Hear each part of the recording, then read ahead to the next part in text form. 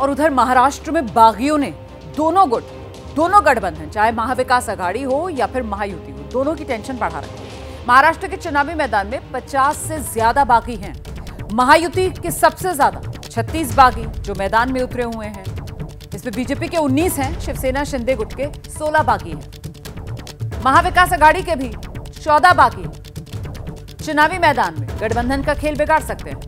1995 के विधानसभा चुनाव में भी ऐसी ही तस्वीर बनी थी और 1995 में 45 निर्दलीय जीतकर पहुंच गए थे विधानसभा। तो आखिरकार इस बार महाराष्ट्र विधानसभा चुनाव क्या होने वाला है, इसी को लेकर सबकी दिलचस्पी बनी हुई है। खासतौर से जिस तरीके से ये बागी और संख्या इनकी इतनी ज्यादा है, इसीलिए सुर्खियों में आ रहे हैं। 50 के आसपास बागी और दोनों ही गठबंधनों की दिक्कतें बढ़ाते हुए सीधे आपको लेकर चलेंगे। हमारे साथ हमारे सहयोगी गणेश ठाकुर इस वक्त मौजूद हैं। बागी मुसीबत बढ़ा रहे हैं दोनों ही गठबंधनों की। गणेश जी रोमाना, देखिए इसका फॉर्मूला यही है कि जिसकी ज्यादा सीटें उसको ज्यादा सिरदर्द।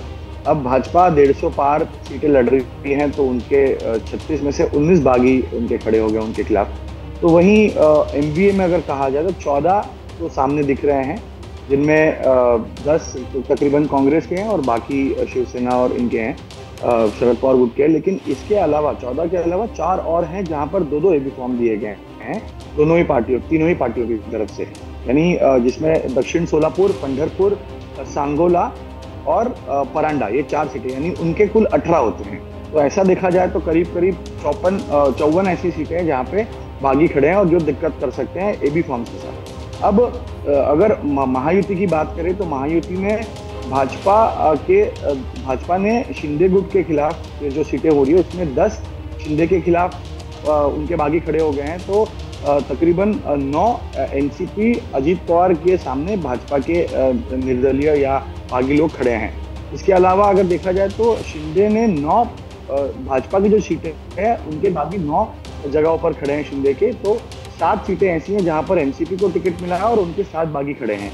इसके अलावा कांग्रेस एनसीपी में भी कुछ सीटों पर पीछे हटे हैं लोग, यानी धारावी की सीट पकड़े तो वहां पर उद्धव ठाकरे गुट के एक बागी ने टिकट भरा था और नामांकन भरा था।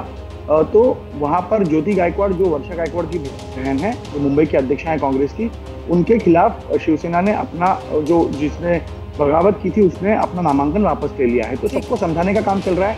नागपुर में देवेंद्र बैठे हैं, महाराष्ट्र की मुंबई में सीएम बैठे हैं, तो वही तीनों पार्टी के प्रमुख भी सलाह मशवरत करके आगे चर्चा करके इनको शांत करने के अगले 2 दिन में प्रयास किए जाएंगे और शांत होंगे, ऐसी उम्मीद जताई है। बिल्कुल 4 तारीख पर नजर रहेगी जब नामांकन वापस लेने की अंतिम तिथि है, और ऐसे में तब तक कौन कितने बागियों को समझा बुझाने में कामयाब हो जाता है। काफी हद तक महाराष्ट्र विधानसभा चुनाव में हार और जीत इस पर भी निर्भर करने वाली है।